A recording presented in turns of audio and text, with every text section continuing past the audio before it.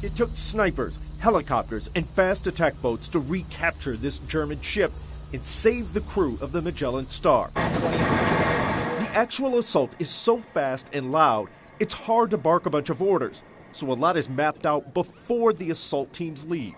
You want to make sure that nothing's going to fall off anybody, so everything on their kit is properly secured, and that everybody knows what their role is, which place they go up the ladder, which place they go down the fast rope. The Marines explain why, when they storm the ship, it's better for them to be overly aggressive. Then we can tone it down. It's hard to turn it on, and when stuff goes and stuff happens when the pirates start firing at you, but it's easier to dial it down.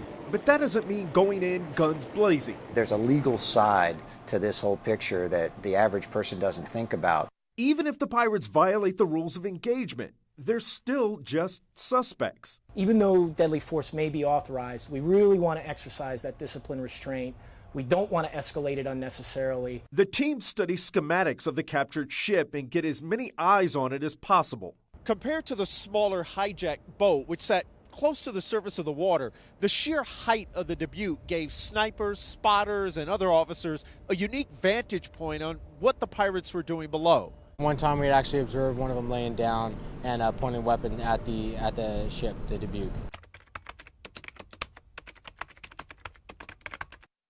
Vividly in my mind, I can remember the one pirate with the yellow shirt with the AK-47 shaking it at me, and I remember making a mental note, hey brother, do yourself a favor and put that thing down. There's no real blueprint because you're dealing with unpredictable teenage pirates, and each mission has its own problems. The communication with the crew going down like the minute we hook and start boarding the boat, so that they keep going deeper and deeper.